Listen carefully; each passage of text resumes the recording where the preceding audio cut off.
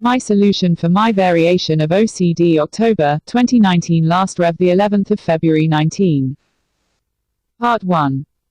When I have had OCD bother me, the sensation is like having a 150 decibel siren sounding next to my ear. I can't tolerate the feeling, nor can I tolerate letting it eventually attenuate on its own like an oscillator that is not given feedback but otherwise keeps running. Nor can I tolerate placing resistance in the path to lower the amplitude of the siren. I actually don't feel like living at its worst. On the other hand, when I am free from OCD's effects, I love living and engaging in all that interests me. For me to survive well, I need to have sent the signal that powers the siren to ground, much like the method used by an electronics engineer to change a memory location from 1 to 0. When I was at the university, I found that for certain there are others like me, and on some occasions I highly suspected a few were stronger than I. It's hard to say because strength can be realized as speed, like a high-speed drill, or torque as seen in the power of the tractor.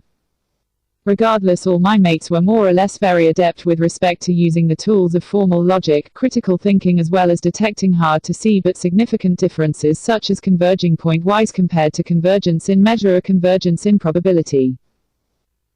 A sketchy illustration of a line that converges point-wise can be seen by visualizing one yardstick moving towards another fixed yardstick until it rests upon the fixed yardstick after some nth movement. Convergence in measure has the same two yardsticks, but after some jth movement, all but a finite set of points, which can be countable infinite in size but still a finite and measure zero set, are resting on the fixed yardstick. However, which points are not resting on the fixed yardstick are not necessarily the same for each subsequent step beyond the jth movement. Were you to watch the two examples unfold in a computer simulation, you would in a sense need to use an electron microscope to see the difference, because they appear without high resolution to be identical. The difference may at first glance seem to invoke why bother to even classify or make note of the difference. However, there is a significant need to note the difference, and many of the mathematical tools and theorems you rely on or engineers rely on would be absent without the distinction. I related the preceding two paragraphs because I know there are others like me, and that some almost surely have the same issue with respect to OCD that I have. The OCD issue is due to subtle but important differences that our common language makes no real attempt to distinguish, hence, in general, language has served as my trigger. If we multiply the relative frequency of each attribute, I am sure the size of the population having both attributes pertaining to me is very small. Some might even say it is not worth investing the money in finding a solution for the siren activator. I don't say that, and it is those like me that I am writing this for. For the longest time I sensed the trigger like I sense something in a song that triggers dislike, without being able to actually verbalize the issue itself in everyday language. At times I had tried to ascertain exactly what the issues were, but through the act of examination I triggered the siren and did not get far. Roughly 2 years ago, by using the tool of abstraction and letting harmless symbols stand in for disturbing concepts, I was able to start making headway. Given my field is pure mathematics, this was more than a comfortable fit for me. I looked at everything involved with the same depth I would use while looking at the complex numbers and all its subsets, such as the real numbers, and all the different classes of functions that would transform one set of numbers into another set in the setting of formal logic and deductive proof. As time went on, the more I began to realize in simple terminology what I had. Indeed, this was a job that must have hundreds of hours associated with it, and I am very thankful for the tools I acquired while at the university, for they made the endeavor possible, for it could not be achieved without. I will not share in this essay everything, but primarily the triggers are taking or envisioning the subjective as being objective, which is easy to be misled into thinking given our common language that is very poorly well defined in many cases. Often, in spite of only a few generalized meanings, there are countless specific meanings that a phrase can mean, where not every meaning is accurate or without being, for me, disturbing. I realize that, if one cannot see they have a flat tire, then they don't feel the need for having a jack in the hand, nor are they uncomfortable without having the jack. I also realize people tend to behave like a CD player that has human emotions, in that since it does not see the data on the disc and returns a blank disc message, then the DVD player, which returns a message indicating the disc is full, must be broken or delusional or just nutty. You can think of the preceding metaphors as a warning that suggests the language issues that disturb me very well may be unseen by the reader. The first thing and biggest issue that triggered my OCD was resolved when I showed that attributes presented as objective properties of the object that is being addressed, as in the Islamic fundamentalist saying, "Americans are worthless infidels worthy only of a long-suffering death," are not objective. Apparently, it seems evolution thought the animal with minimal of anything else would more likely survive to copy if they viewed subjective attributes associated with the object as objective. Evolution seems to have given us this trait, much like the green of grass that most people will swear is a constituent part of the grass as opposed to an internal attribute added to the model of external reality. Showing myself this was, as another said, pure gold. Why? Because I could stop trying to prove what was unprovable and only accept it as true through essentially want to believe, such as seen in those that continue to see emotive attitudes as somehow being objective attributes of the referenced object. Why could I stop? Because when a state does not exist, neither does the complement of the state wherein the complement the state is real, thus both the state and not state are imaginary, just like the unicorn and not unicorn. For example, one will never find a unicorn for anything to be outside of, hence, it is in fact the imaginary, not a unicorn. If you falsely believe a state and its complement are real and use analysis better than I feel it is to show validity, then you can never form a conclusion, never, never ever. Okay, that was wonderful to find and show, it helped a great deal, but I still had the language issue. What do I mean? There are two symbols that are very problematic for me because they are not well defined at all. One is the symbol eyes, where it has four general meanings, one of which happens to be seen in the sheet of paper is rectangular. Here, is indicating the paper has the state of being rectangular as a constituent part of the object that equals the sheet of paper. However, the painting is good. Has the identical sentence structure, but the meaning in reality is, whoever made the statement has the emotive attitude good regarding the painting, or another way of indicating reality is that he or she has the emotive attitude or emotion good directed at or associated with the painting. Identical sentence structure is seen in each sentence shown above, but the reality pertaining to each is neither identical nor isomorphic. They are as close to the same as Bugs Bunny and your neighbor. What had happened for me and manifested as OCD is the following: whenever I heard a similar sentence that suggested an emotive attribute as being an objective property, when the suggestion resonated negatively with me, the 150 decibel siren began to sound. Until I had showed with rigor that these were emotive attitudes as opposed to objective properties of the object being referenced, I had tried with unrelenting effort to show they were false in a manner that was consistent with objective attributes. To let the reader have a feeling for how intrusive this was to my emotive well-being, ask yourself the following: if something was extremely critical to you, enough so as to actually go to war with the threat, then how long could you stay awake so as to carry on the fight if the situation continued to persist? Would you fight without sleep for your child's life if needed? I would, and with respect to specific issues I was equally determined. I conjecture that we interpret language indicating emotive attitudes differently than language indicating or suggesting an objective attribute or property. The emotive attitude we see, interpret like a sketch a kid may draw of ourselves, and therefore we are not bothered by the offering. When the language suggests or purposely indicates property of an object, we then often interpret this like we are being offered a photograph of the object as opposed to a rendering of another's subjective view. In general, everything is an emotive attitude in spite of our speech patterns, and even when we are dealing with strictly the objective, our speech that represents an internal model that then represents reality is without doubt lossy. How lossy? What is the poorest resolution digital image you have seen?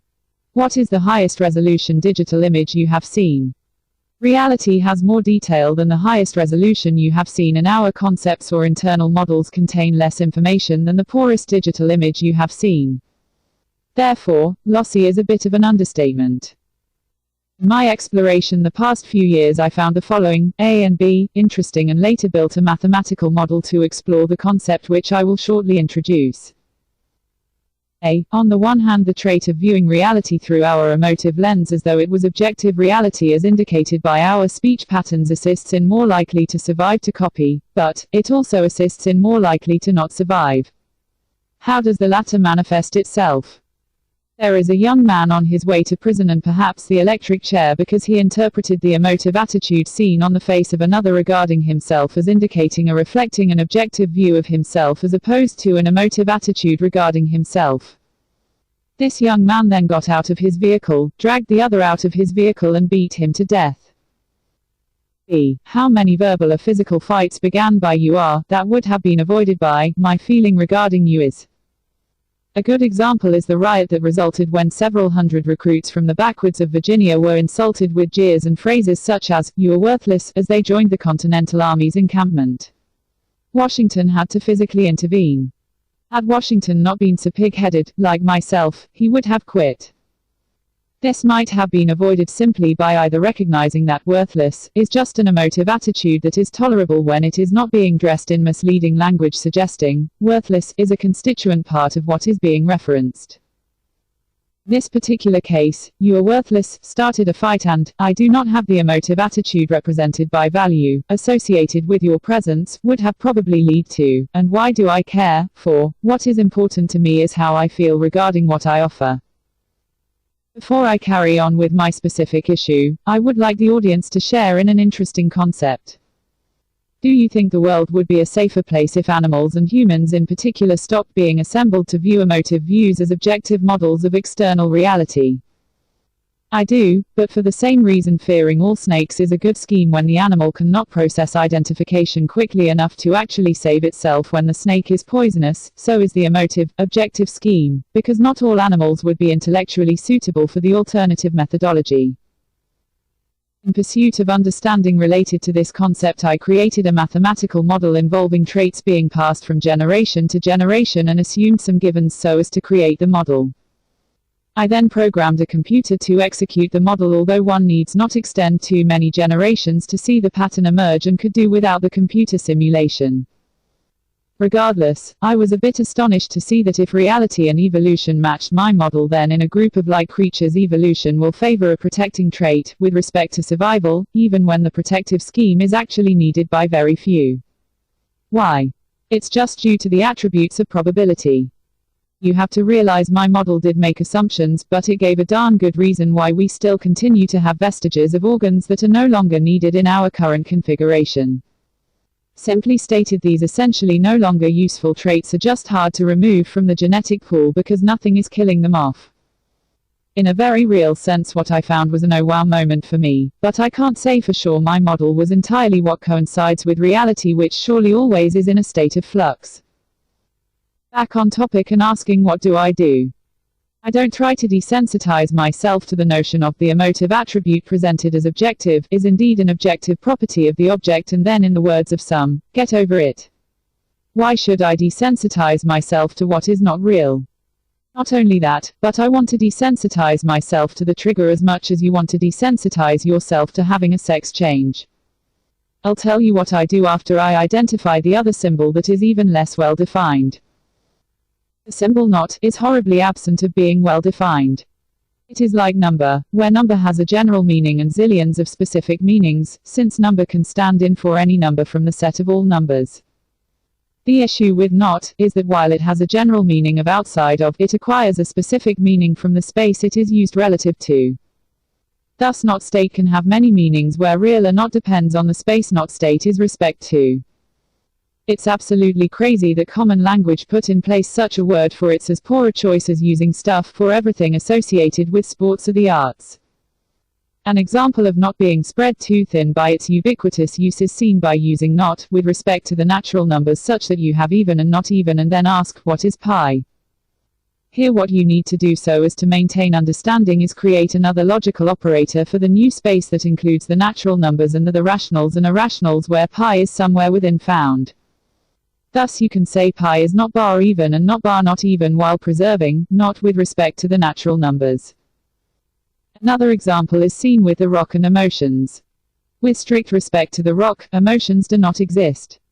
Like unicorn where unicorn is real and not unicorn wherein not unicorn, unicorn is real, each of sad, not sad, is imaginary with strict respect to the rock. To be clear, one should really be saying he is not the imaginary unicorn nor the imaginary not unicorn. Here with strict respect to the rock, both the rock feels sad and the rock not feels sad are imaginary. It is not until you expand the space that sad is relative to so as to include all existence that the rock not feels sad has some valid meaning, or is it too lossy and misleading to even be considered meaningful as a valid meaning? For now it is suffice to say the trouble is, the rock not feels sad, suggests the other meaning equaling, the rock not feels sad, where sad is a real possibility for the rock, is valid as opposed to imaginary. Our use of not is in general very poorly defined. Often its meaning is very lossy in meaning a concept, much like a 1 megapixel photograph is lossy as compared to a 20 megapixel photograph. Given the phrase, the rock not feels sad, were to mean, the rock is not realized as the possibility that is imaginary for rocks and only real for other elements of reality, where this possibility is the emotive sad, then its meaning would be fairly lossless. However, the phrase directly or indirectly standing in for the state shown above has so many meanings it may as well just be saying, stuff. I doubt that the meaning I just gave the phrase is often thought of, and that more likely if the phrase's meaning is thought of, one will say the phrase means, the rock is not what is real somewhere in existence. Compare the two meanings, and my meaning contains like a high-definition photograph information such as the attribute is not real for rocks that the other meaning lacks. Again, one meaning is lossy and the other is far less lossy. Before I continue, I think what we all need to make note of or remember is seen in this comparison. I am tone deaf. I can't tell a middle C from the note immediately above or below middle C. I would never be able to recognize middle C was being played flat or sharp. A good musician listening to what appears to me as a perfect rendering of a song could be disturbed by what I don't even notice. On the other hand, I sense or hear what are to me disturbances created by the use of poorly defined language as easily as the musician detects the sour notes. Compared to the musician, I am the CD player. Compared to others with respect to the language issue I am discussing, I am the DVD player and others are the CD player. When I say we all need to make note of, I am not suggesting that any of us patronize the characteristics of the other any more than I would suggest to the hunter to become a vegetarian, nor would I suggest to the deer for it to make itself easier to be killed. I am actually suggesting that often there is not a universal solution, and we should all at least be aware that these differences are real. Part 2. Before we continue, things to note are: 1. Symbols, words, phrases are subjective in that they are not objective properties of either the concept or the object they stand in for. Okay, we can always disassociate symbols, words, phrases from objects and concepts. The same holds true for the meanings equaling internal concepts that the symbols, words, phrases often reference. These concepts are like photographs that attempt to model reality, where some are better than others. Using any is a matter of subjective choice, and none are actually reality itself, rather, they model for us reality to some degree of accuracy. 2. Symbols and phrases don't refer to nothing when used, rather they refer to some object, concept, model by acting as essentially a name for the object, as in, I am Mike, or as a verbal representation for an internal model of external reality, as in, raining 4 days in a row. Sad, even, etc. are symbols that represent a stand-in for concepts, where the concept is the internalized notion of a state that in the big space of existence is real as either a possibility for some elements of reality or as a realization for some objects in reality. When we say, the rock not feels sad, this sentence stands in for an internalized concept, and the concept then stands in for reality. I already indicated concepts are not always high definition in that they are often minimal in the information they convey. Not only this, but if you think of the concept as being isomorphic to a photograph, where the photograph concept stands in for reality, as previously stated, that they stand in for reality is subjective. Okay, we can disassociate lossy concepts too. Why not? Do you want the 5-year-old sketch of you to be your Facebook mugshot? 3. If concept then real, is in general true, but, if real then concept, is not true. This second implication being false tells us concept is not needed for reality, and the first implication is telling us reality is needed to have concept. Okay, the universe does not fall apart if we not only disassociate concepts that are lossy and trigger the siren in my head, but also the universe does not fall apart if nobody was dumb enough to use lossy concepts that are misleading, so essentially they can go in my trash bin and yours too should you elect to do so. To answer, what do I do with our poorly defined phrases, misleading representations, and lossy concepts that trigger the siren in my head? My answer is that I disassociate meanings where applicable. I disassociate concepts that are lossy or misleading, such as subjective views being projected as objective traits. All these things that I disassociate I place in the trash bin of does not exist either from my perspective or with respect to reality. For those who emotively object to my means I reply, were God shown to be non-existent with precise deductive logic that left no doubt, there are many that would still choose to believe in a God that suited their emotions. I can't blame them because it makes the world tolerable for them, and without they would simply not function as well. Likewise, my doing as indicated makes, for me, the world an honest rendering, bearable, and allows me to be productive. So, if need be, by taking a page from Martin Luther and invoking a belief as strong as faith, I may in a sense just choose to believe that everyone can only be smart enough not to create misleading and poorly defined symbols, lossy phrases and lossy internal models at all, and rather than just for me, they exist nowhere. Why?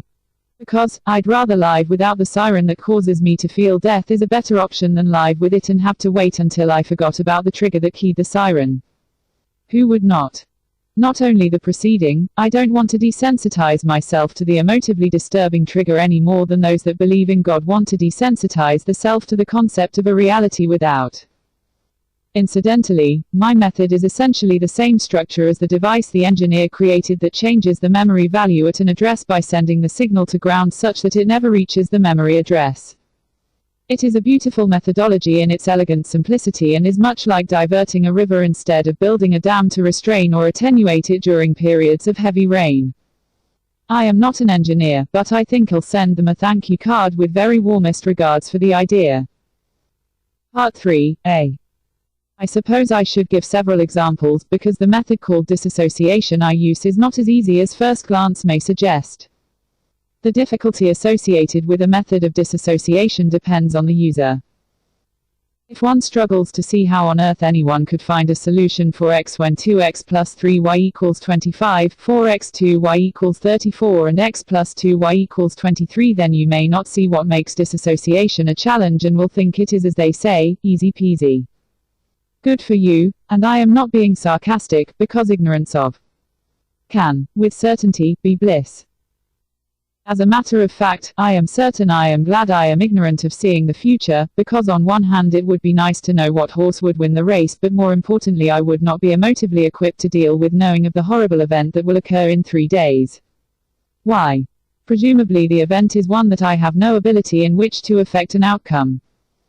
Knowing in advance my best friend is going up in flames in an airline crash 3 days from now without the ability to affect change would be too much for me to handle. The next 2 sections will explore 2 examples involving disassociation.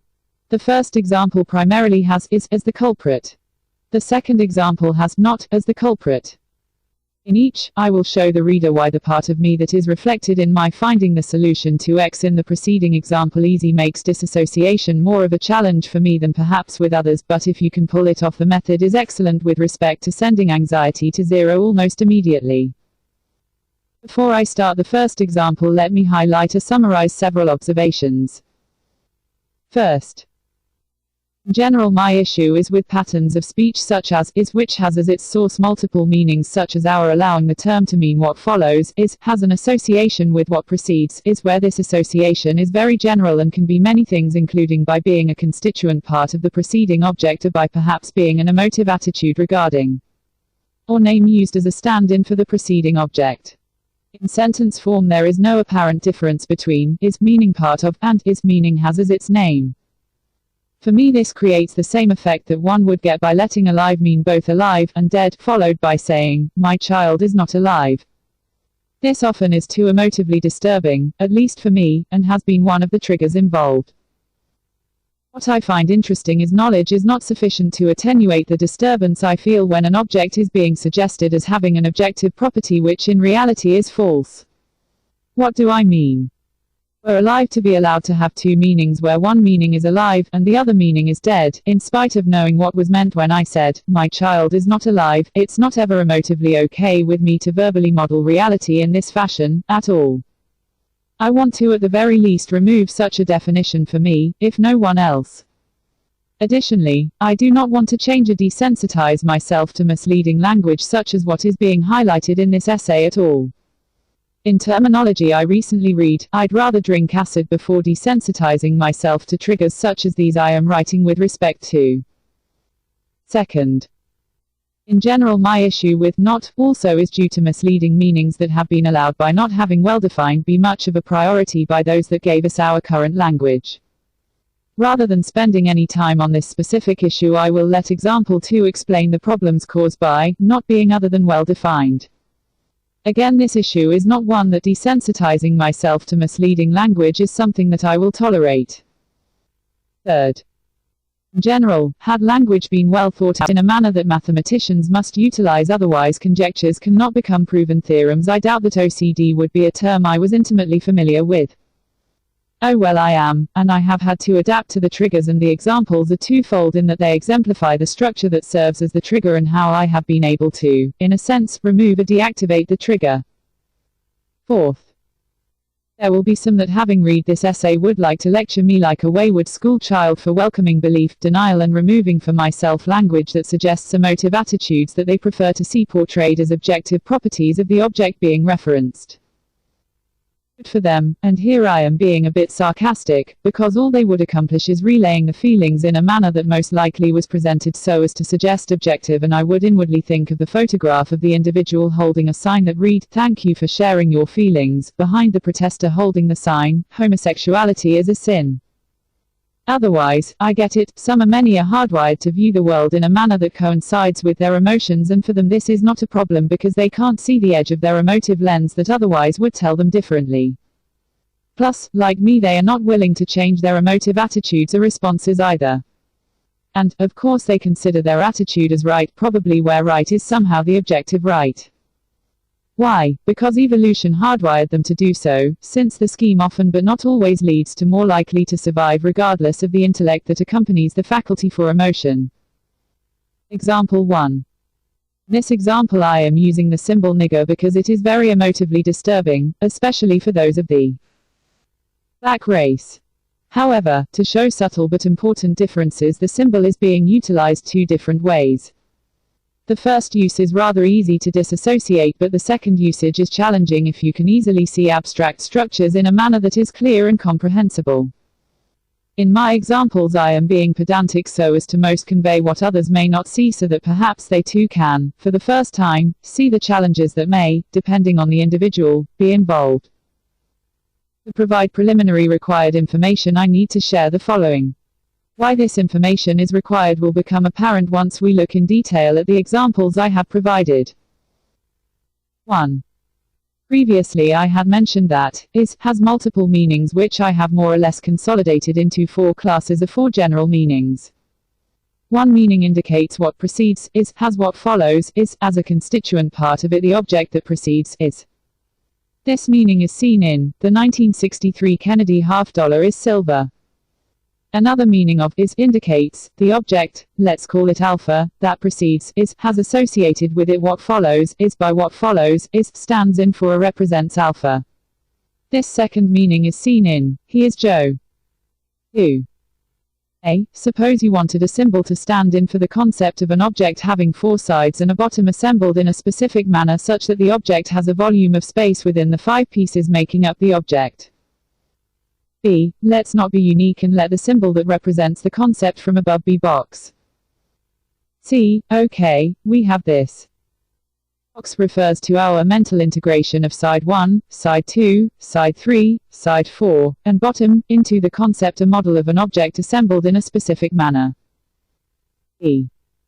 If we were teaching a child, we would find an appropriate object and while pointing at the object say, box represents or stands in for it, the object pointed at, understand Joey. Since box stands in for the object that is being pointed at by the adult will also say to Joey, it is box. Here the meaning of is indicates what it is pointing at has as a symbol of representation, box. We all have been on both sides of this phenomenon, and through repetition the symbol takes on meaning within our mind. Asterisk E. With the above in mind and using the parts involved in box as an example, if you had a stack of bottom pieces to an unassembled box and picked one of the pieces up, you would have in your hand a part of what box represents or stands in for. Why? Because by allowing is to indicate representation as in the 4 sides and bottom assembled as is a box, we also allow for the bottom I hold in my hand is part of a box or partially a box. This last observation may seem to be, why bother, at the moment, but later in this essay it will take on importance. Part A of Example 1. Let us use nigger as the symbol and let us give this symbol only the attribute of being a name that stands in for a specific person, a subset of humanity. Here we can simply disassociate the symbol from both the group and the individual as easily as changing your name. How do we do this? We think, nigger does not represent the specified subset of humanity. What we just thought is true for ourselves because representation is a property of one's mind, not a property of the symbol or the object that someone is allowing the symbol to stand in for. However, I emotively need nigger to have no meaning, period. I suspect I am not alone.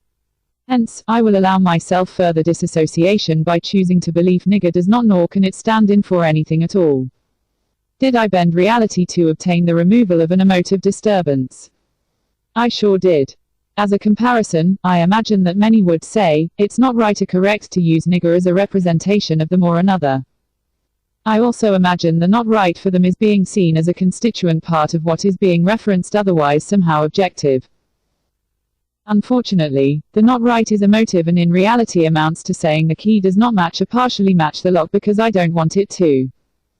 This view really is not much comfort without the added-on belief that the not right being used is objective, meaning a constituent part of what is being referenced. I don't bend reality like those that turn an emotive not right somehow into an objective not right because it offers problems elsewhere. I bend reality by believing what I find emotively disturbing is completely impossible and therefore objectively not right, meaning false as a result of cannot exist. The end result is essentially equivalent, except I am not a fan of envisioning subjective views as being somehow objective, but I am not opposed to believing objective attributes such as false or true are fitting when emotively necessary. So, yes, we bend reality to remove emotive disturbances, not just myself. First half of this example was essentially easy and amounted to removing nigger as a symbol that referenced an object or any object in one's environment. The next piece of this example is where disassociation becomes a bit more of a challenge. Part B of Example 1. Now suppose nigger stands in for an internalized concept model that I will later call Z so that I don't have to retype the verbalized model multiple times. In this part of the example I am letting Z stand in for ape-like, human-like, dumb, black, two-eyed, two-legged being.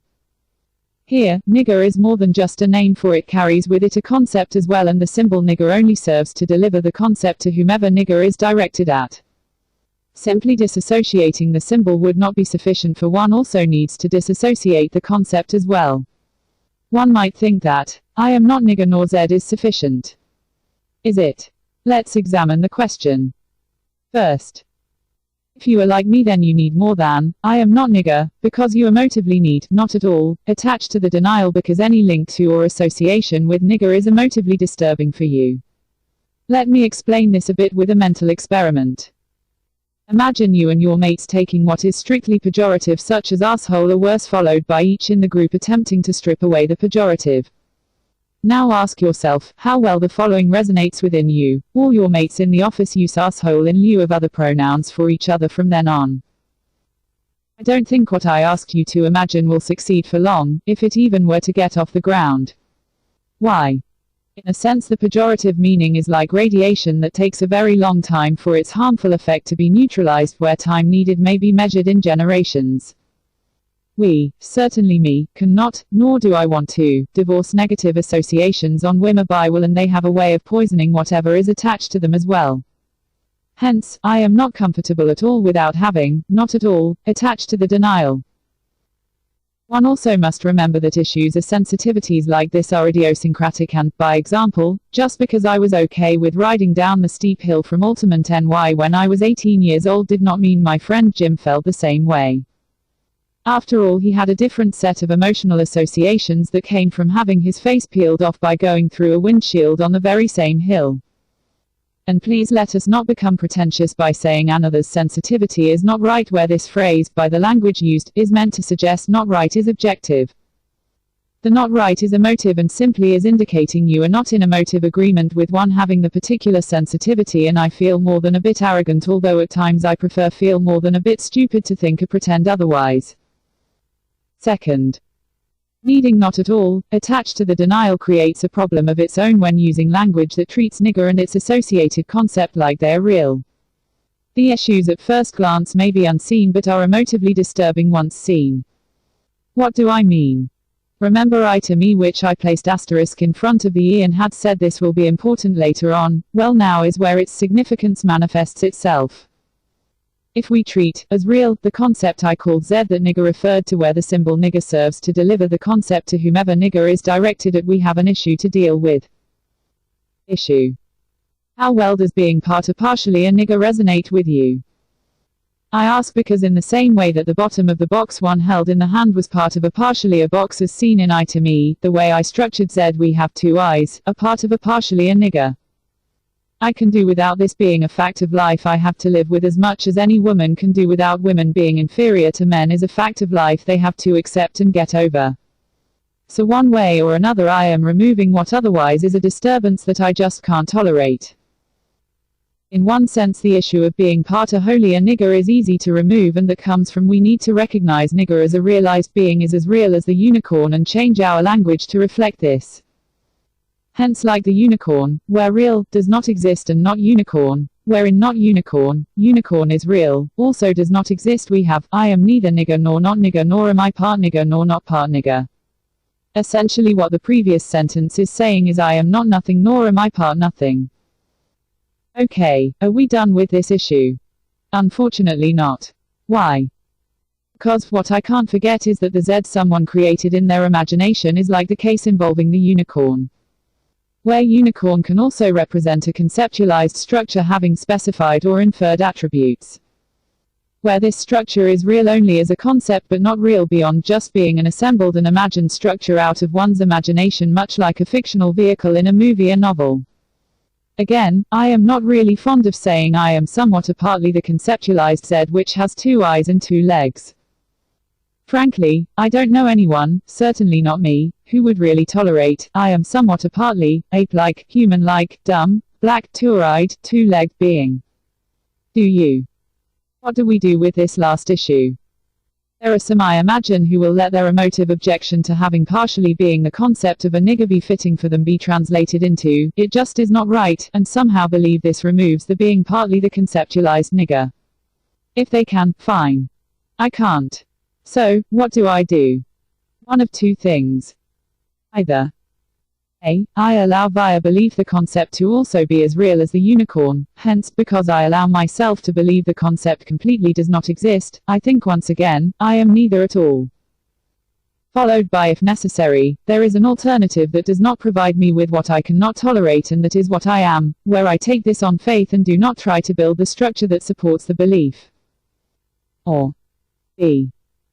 I simply think that there is no I am a nigger and its components, at all, no meaning of, followed by there is an alternative to the components, a structure of language in the conceptualized nigger that does not provide me with what I cannot tolerate and that dictates what I am. I take this on faith and do not try to build the structure that supports the belief.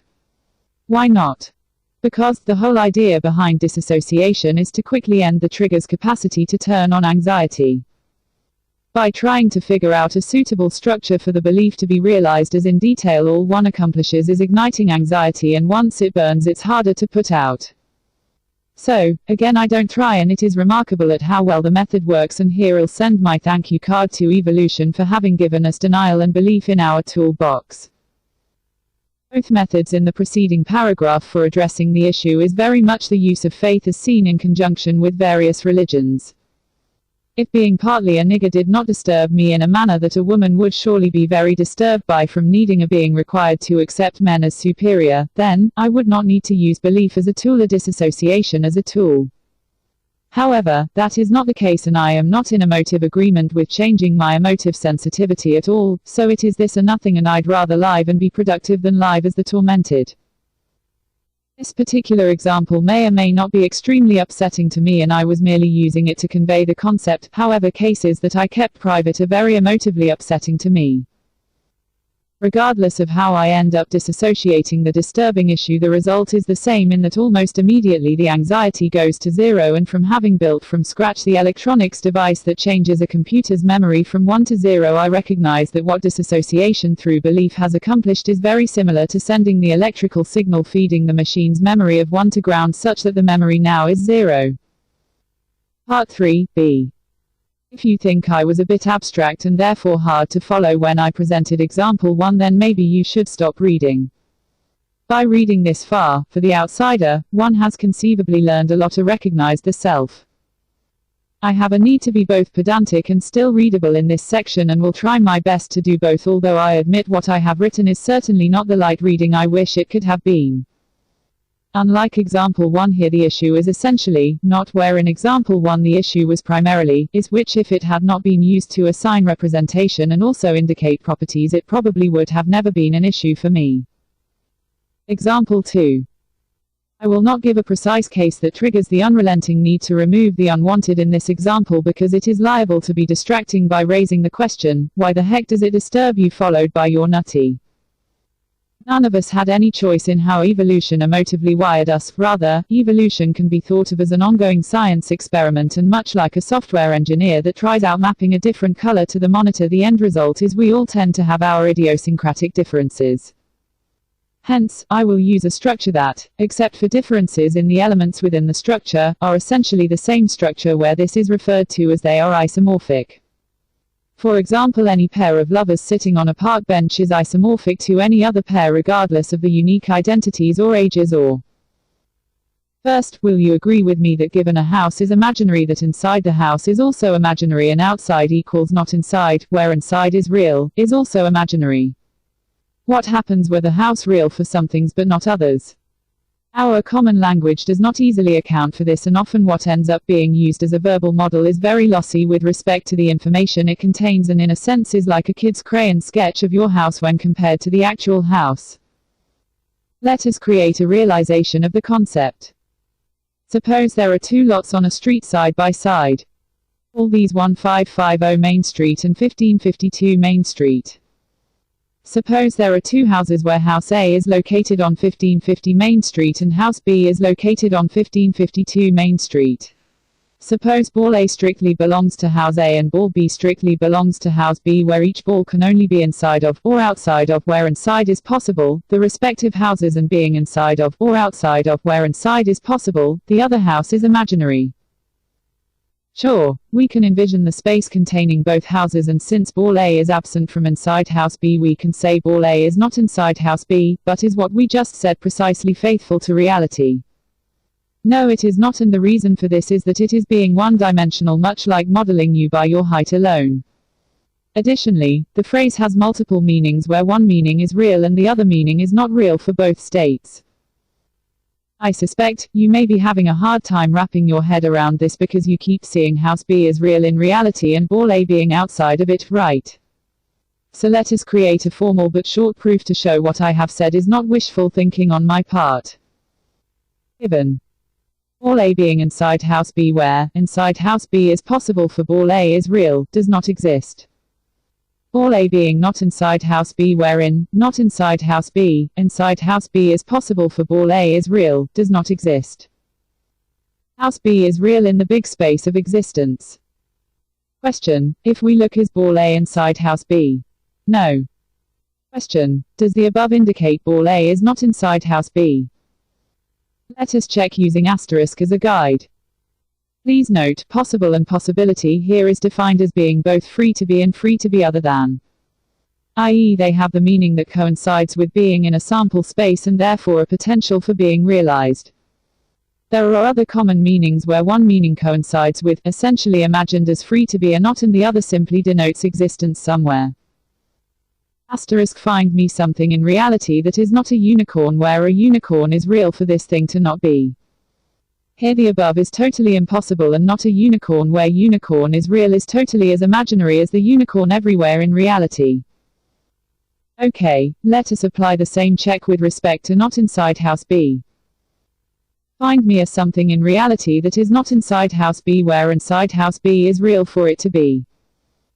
Here I can only find one thing, and that is ball B. On the other hand, not inside house B, where inside house B is real for ball A, is as imaginary as you or I being not a unicorn, isn't it? QEDIE. That which was to be shown valid has been shown valid.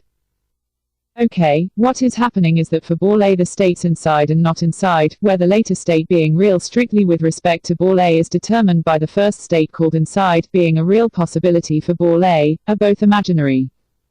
However, house B does exist in the large space called existence.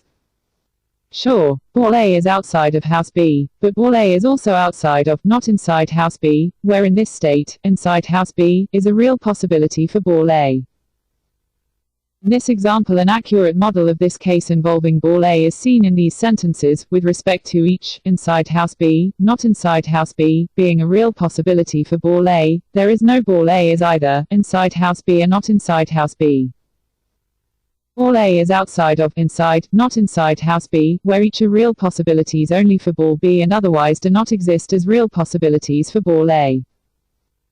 An example that is isomorphic to the emotive-free example given by ball A, but does have a fairly strong emotive impact is seen in this extra example. Here I'll ask the reader which verbal or internal model of the following cases are capable of being disturbing. 1. I am not having same-sex sex today. 2. I am outside of having, not having, same-sex sex today, where each are real possibilities. Only for others. 3. I am not wearing diapers today.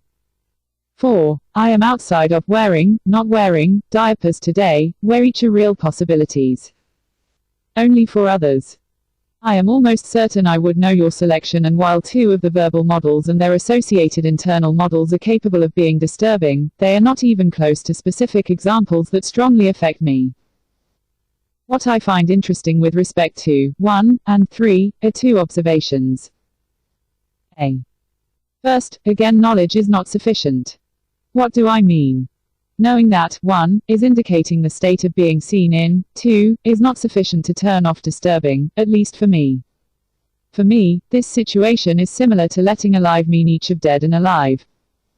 Essentially, I don't care if I know I am not alive means I am not dead, it's simply not emotively okay with me to either verbally model or internally model reality in this manner. B.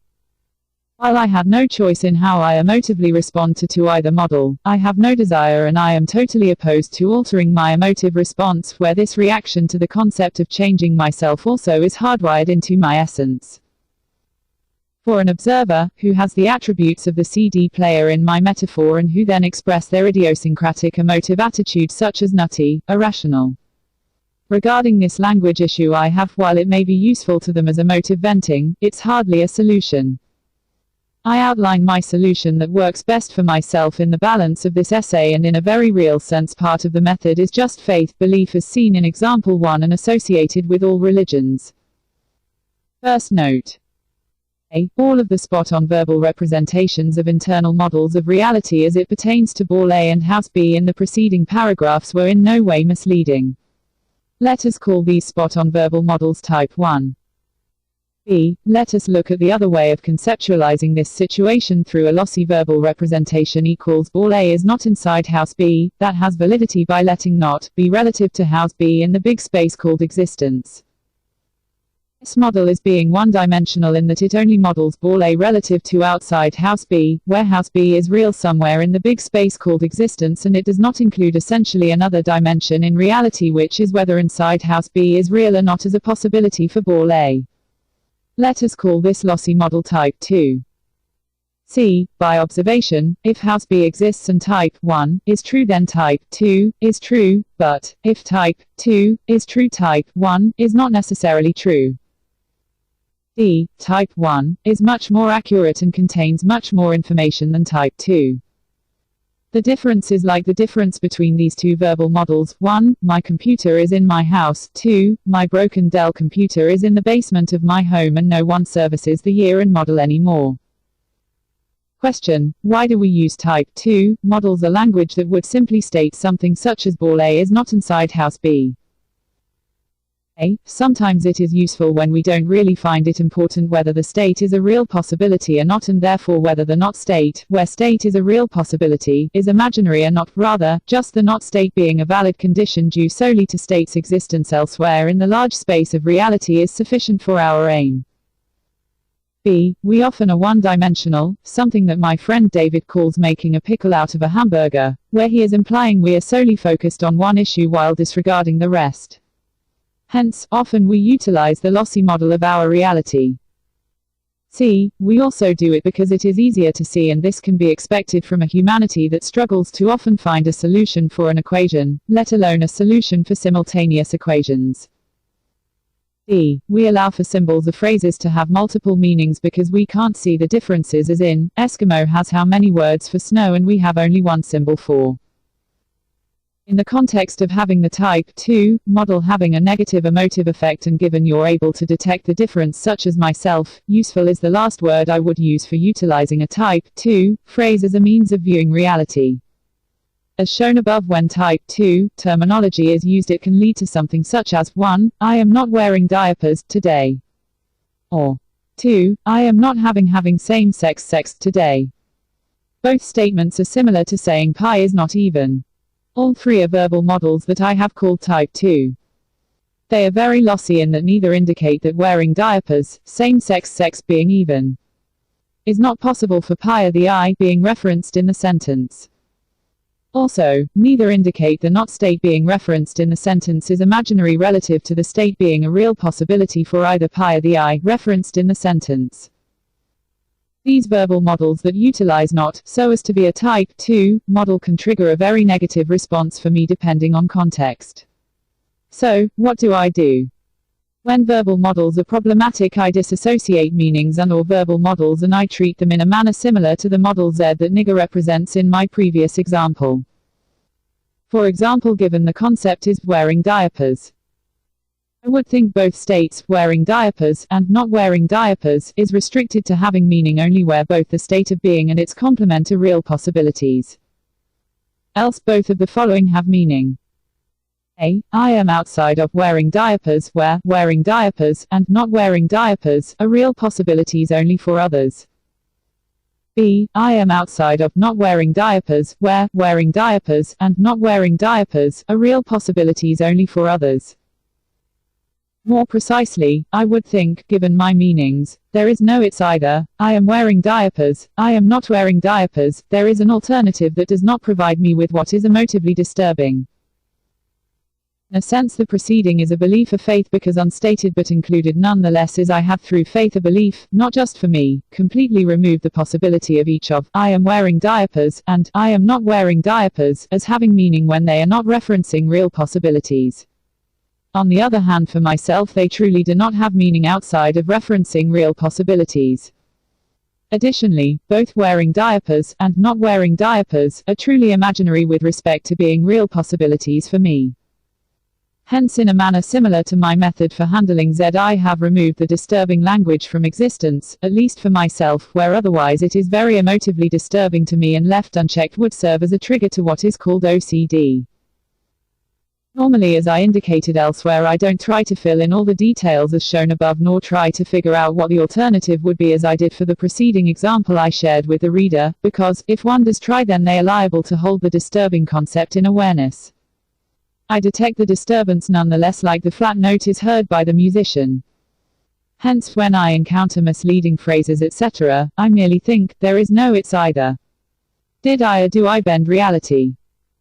You bet I did and do, by completely and universally removing a meaning from existence, but so does anyone that says a phrase or symbol is not fitting, where not fitting is somehow an objective and constituent part of what is being referenced, because what the phrase or symbol is not fitting is your emotions, and I am not sufficiently link-headed to not see this. Regardless, my method that utilizes to some extent belief quickly sends the signal that triggers to ground and fails to initiate what otherwise is an unrelenting attempt to remove what is very badly bothering perhaps me and no one else.